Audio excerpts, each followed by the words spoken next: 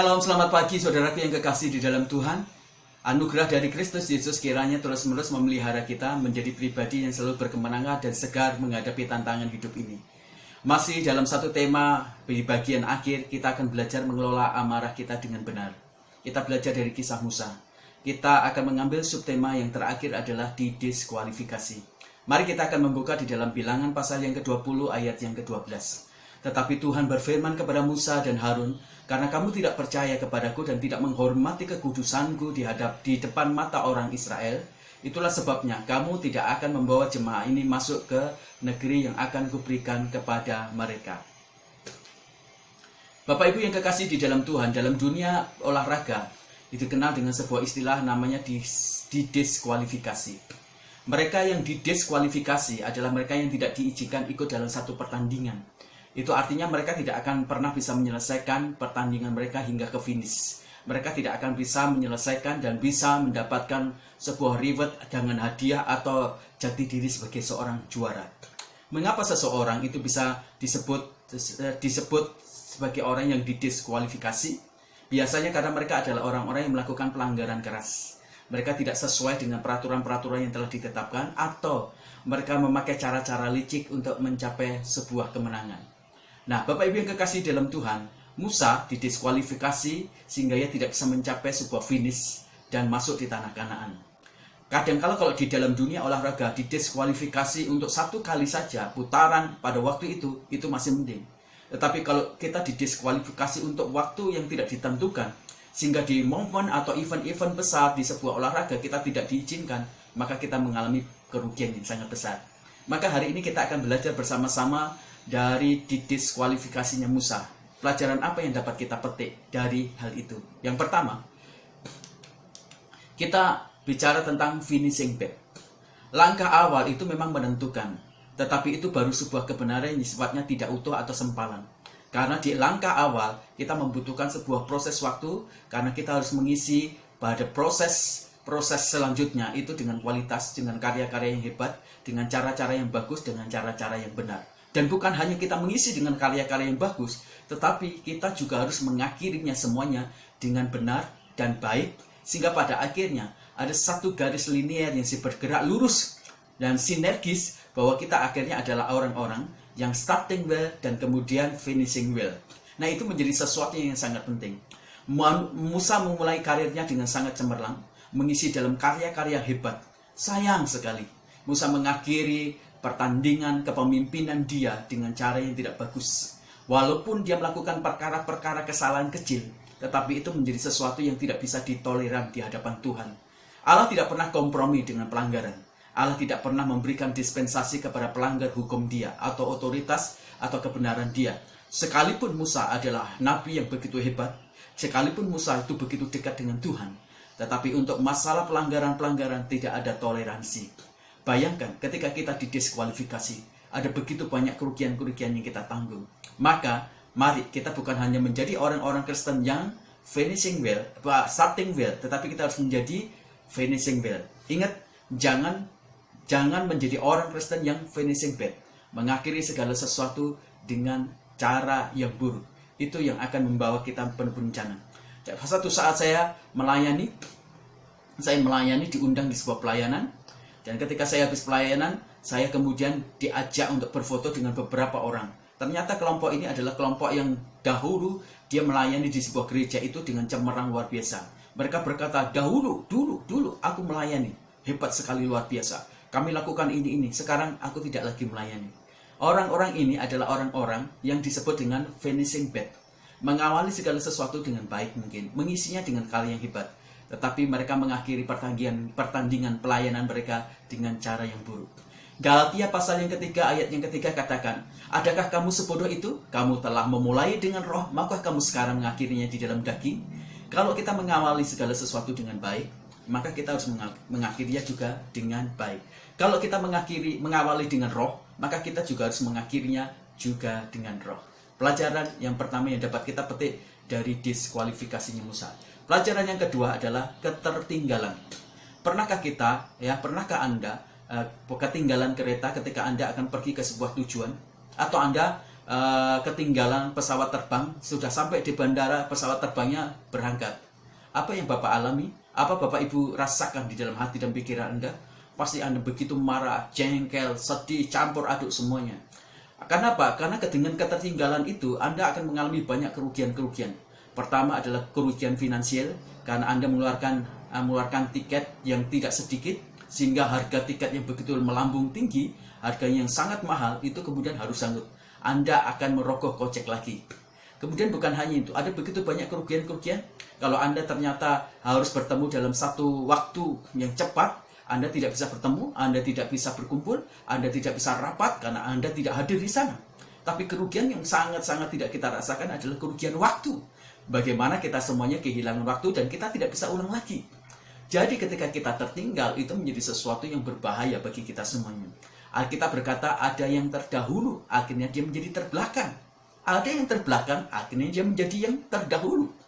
Kalau yang terdahulu menjadi terbelakang, masih mending. Minimal dia masih masuk di dalam tujuan itu.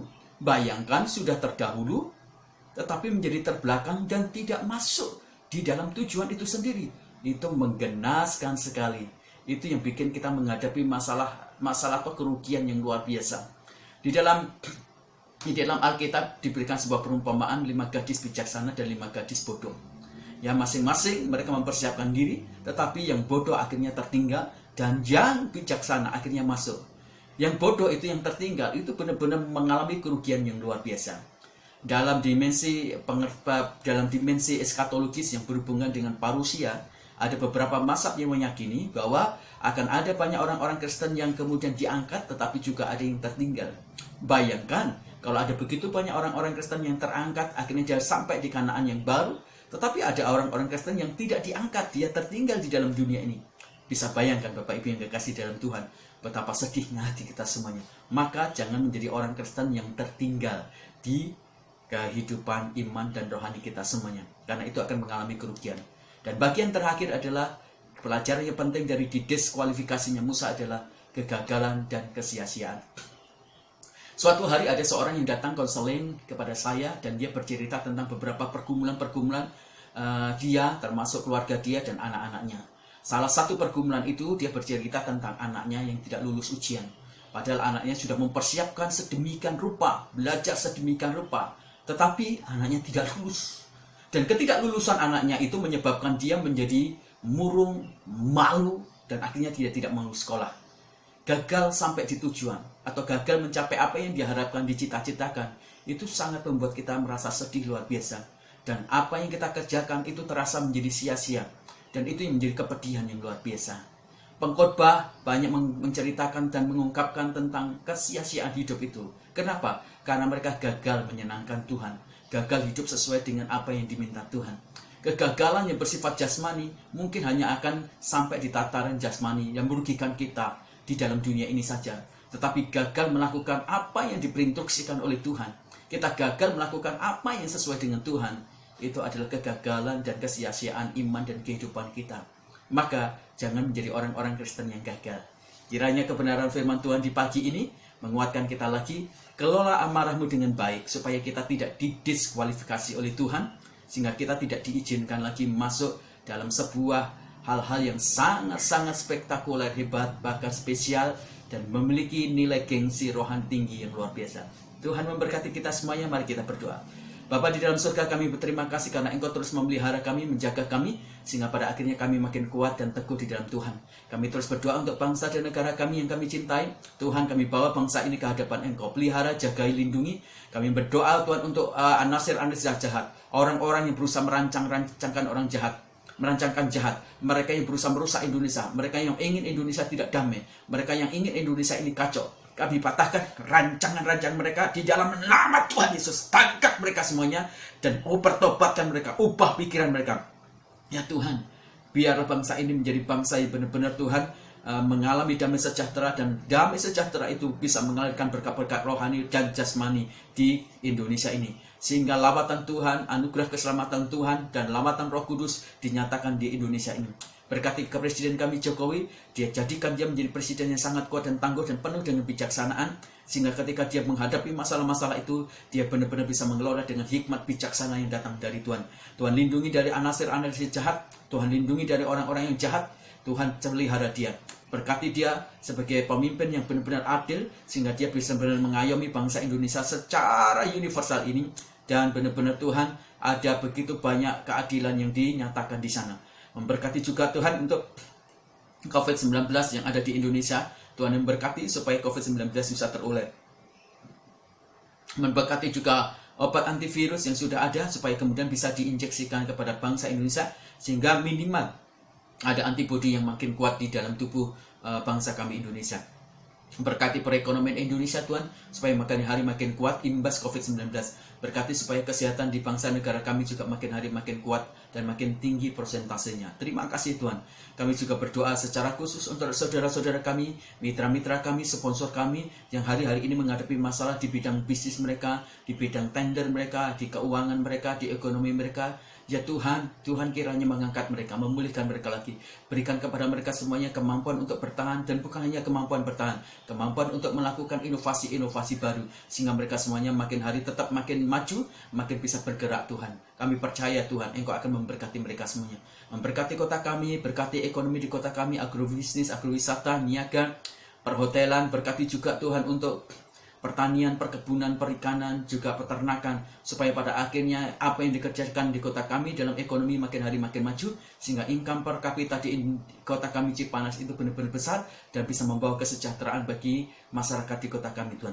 Memberkati bupati, memberkati camat, memberkati kepala desa, kelurahan, memberkati RW, RT supaya mereka menjadi pemimpin yang baik. Memberkati kerinduan gereja kami Tuhan untuk memiliki sebidang tanah dan gedung. Tuhan, kami tidak memiliki finansial yang cukup untuk bisa membeli tanah dan gedung. Tapi kami percaya bahwa Engkau adalah andalan kami, sandaran kami. Firman berkata, diberkatilah orang yang mengandalkan Tuhan. Kami mengandalkan kepada Tuhan.